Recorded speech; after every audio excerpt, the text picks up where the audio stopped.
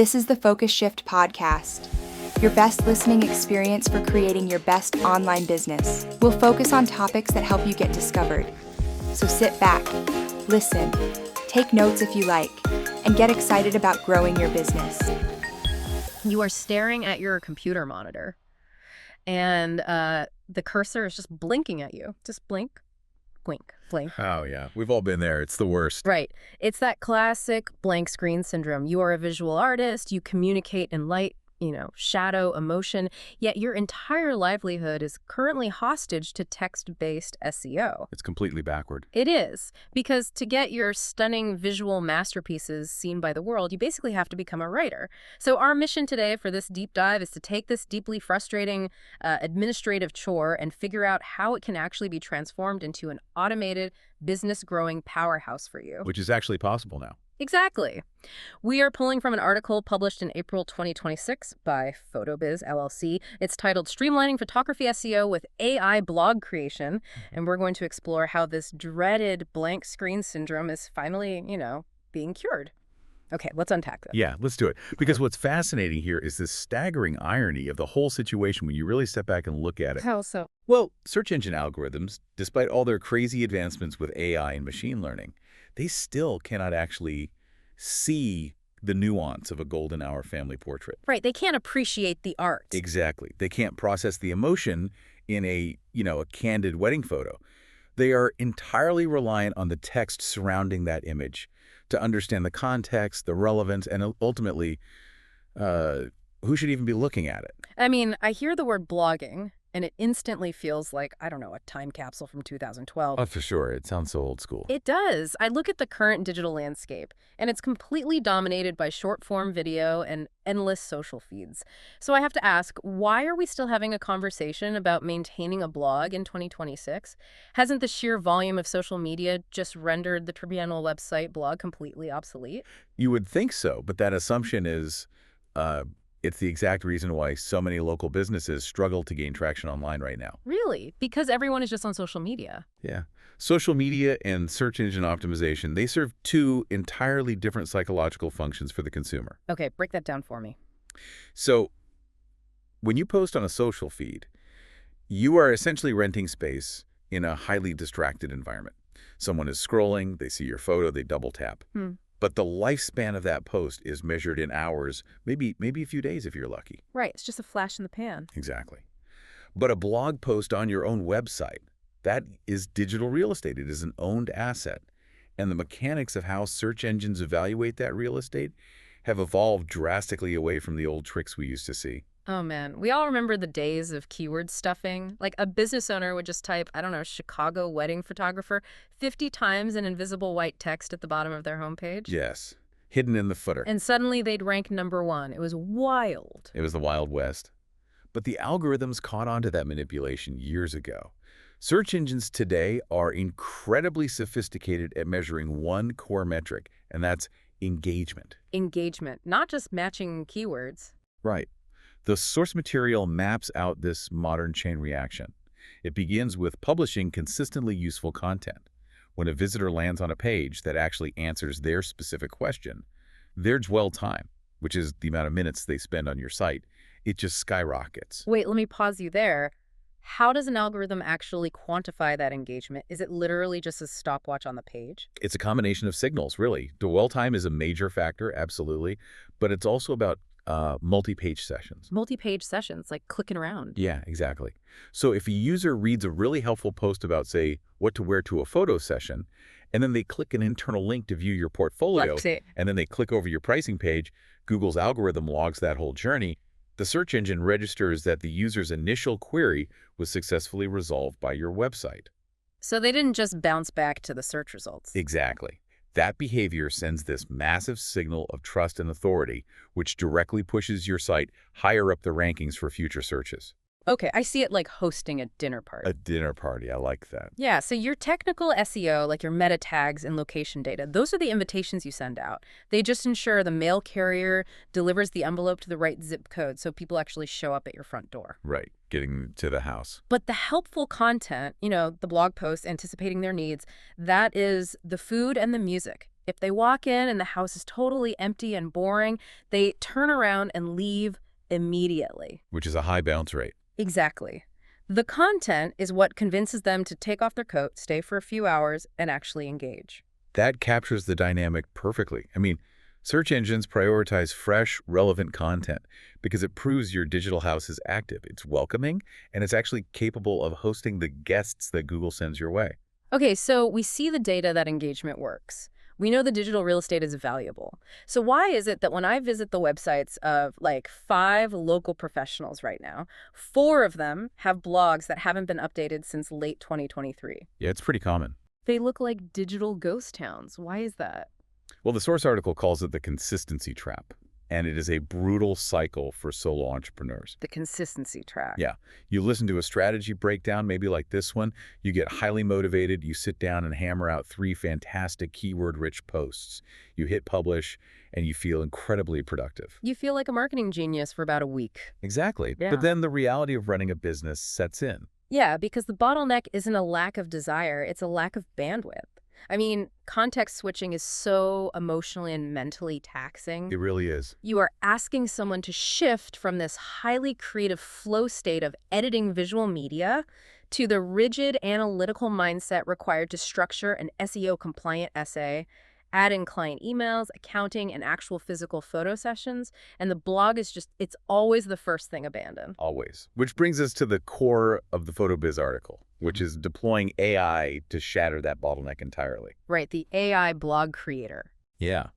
The PhotoBiz AI blog creator is designed to take this heavy lift and turn it into a streamlined one-click system. Okay, I have to push back hard on this premise, though. Go for it. Because I have used generative AI before. I have read articles clearly written by AI, and let's be honest, they usually sound like a refrigerator manual. It can be pretty stiff. Yeah, they're hollow, they're repetitive, they just lack any sort of human warmth.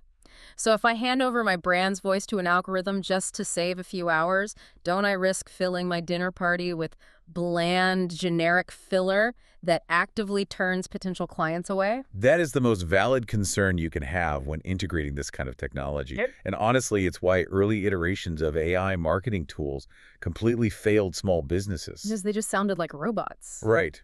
Raw, unprompted AI does sound robotic. But the mechanism behind the specific tool highlighted in this article is entirely different.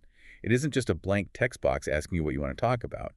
It is built with deeply structured parameters specifically tailored for photography SEO. Okay, but how does it actually know what my local business needs to rank for? Like, how does it know my market? It uses semantic search principles. So when you input your core topic and your location, the tool automatically structures the unseen architecture of the post. The unseen architecture, like the code stuff.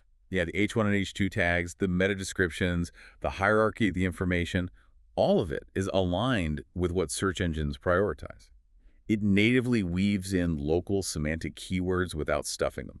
It essentially builds the entire structural framework and the first draft of the house. Meaning I am no longer staring at a blinking cursor trying to figure out how to format an article for Google. Precisely. The AI solves the 80% friction of the blank page.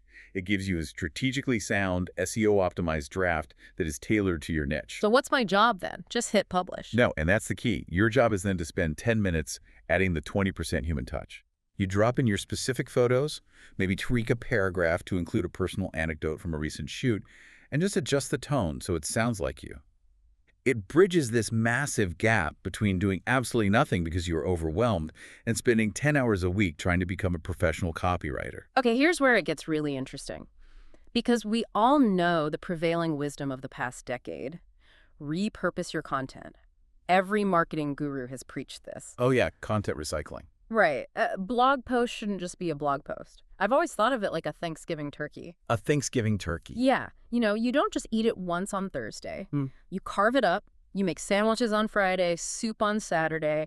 You feed your entire marketing ecosystem for weeks off this one main event. That is a brilliant way to look at it. Thanks. But the problem was never the concept of repurposing. Sure. The problem was the bottleneck of cooking the turkey in the first place, creating that initial core act. So if this AI tool clears that bottleneck and finally cooks the turkey for us, how do we actually deploy this new influx of content?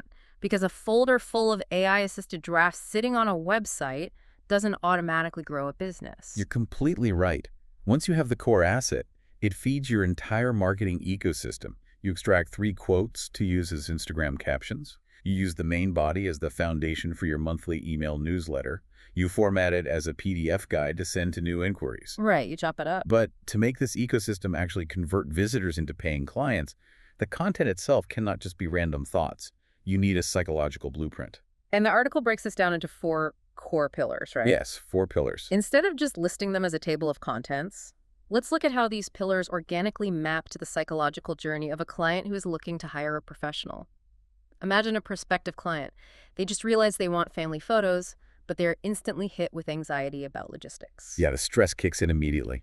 And that is where the first pillar, education, comes into play. Education. Right. Before they even search for a photographer near them, they're Googling things like what colors look best for outdoor family photos, or how to keep a toddler happy during a photo shoot. Oh, totally. Just trying to solve their immediate stress. Exactly. So by using the AI to generate comprehensive answers to these anxieties, you are establishing what we call asymmetrical trust. Asymmetrical trust. I love that concept. Explain how that works in this context. It happens when you answer a client's specific objection or fear before they ever have to voice it to you. Oh, wow. So if a mother is super stressed about her kids misbehaving, and she lands on your blog titled Embracing the Chaos, Why Unposed Family Sessions Yield the Best Photos, she feels seen. Like you read her mind. Yes. You have solved an emotional problem for her before you've even spoken. She now trusts you significantly more than the competitor who just has a sterile contact form and a basic price list. That makes so much sense. So the education pillar brings them in and builds that asymmetrical trust. But eventually, they need proof that you can actually deliver on those promises, which leads to the second pillar, the portfolio showcase. The visual proof. Right. But we already established that search engines cannot see images. So how do we build a showcase that Google can actually process? By wrapping the visual proof in a narrative. A narrative. Yeah. Photographers naturally want to post their latest sessions. But instead of just uploading 30 images with a tiny caption that says, "Love this family," you use the AI tool to draft a 500-word narrative around the shoot. Oh, so you tell the story of the day. Exactly. You detail the specific location, how the lighting changed throughout the evening, the vibe of the session. You are giving Google the text it needs to index the page while giving the client the visual proof they crave. It's the best of both worlds. Okay, so once they trust you and they love your work, they need to know if you actually serve their area. This triggers the third pillar, SEO and location-based content. This one seems like the most tactical of the 4. It is highly strategic. This pillar is all about capturing pure local search intent. Like typing in a city name? Exactly. You are intentionally generating posts that combine your specific city or region with your services. Topics like the top 5 hidden locations for maternity photos in downtown Austin. You are explicitly planting flags in your local digital real estate. Right, making sure Google knows exactly where you operate. And finally, the client is ready to book, but they want to make sure they are hiring someone they actually want to spend an hour with. Enter the 4th pillar, personal and brand story. Because people hire people. Yeah, they really do. Especially in a field as intimate as photography. I mean, they're inviting you into their personal space to document their lives. It's a vulnerable thing. It is. So using the AI to help structure posts about why you became a photographer, your philosophy on capturing memories, or even just what a typical session day looks like, it humanizes the brand. It totally removes the corporate veil. Okay, so we have the AI tool solving the blank page. We have the 4 pillars mapping to the client's psychological journey. How do we take these abstract strategies and actually wrap out a tangible schedule without, losing our minds? The math provided in the source is incredibly accessible, actually. The recommendation is to aim for 2 to 4 posts a month. Okay, that doesn't sound too bad. Not at all. Even if we look at a moderate pace of just 3 posts a month, that yields 36 high-quality, SEO-optimized articles a year. 36 posts. Yeah. And because the AI tool accelerates the drafting process so much, you can sit down on a Sunday afternoon, use the 4 pillars, and map out the topics for all 36 posts in a matter of hours. Planning an entire year of marketing in a single afternoon, that changes the fundamental dynamic of how a business operates. And the article gives this brilliant, highly specific 12-month blueprint that shows the logic behind the timing, because it's entirely based on anticipating search volume. Let's look at the seasonality of this. Timing is absolutely everything in search. Take March, for example. Okay, March. The AI generates a post within the education pillar titled Spring Family Photo Outfit Guide. Ah, right. You published that in March because families are just starting to thaw out from winter. They are thinking about getting outside in April or May, and their very first stressor is wardrobe. So you are capturing the search traffic right as the thought enters their mind. Exactly, you're anticipating the need. Then we shift to June. The focus naturally moves to summer logistics. The blueprint suggests a location-based post like beach versus park sessions, which is right for you. That is pure gold for local SEO. A client is literally typing that debate into Google trying to make a decision. If your site provides the breakdown, they are highly likely to just book you to execute the vision they chose. Without a doubt. Yeah. Then as we move into July, right in the middle of the year, the blueprint deploys the personal and brand story pillar. The human element. Right, a post simply titled Why I Became a Photographer.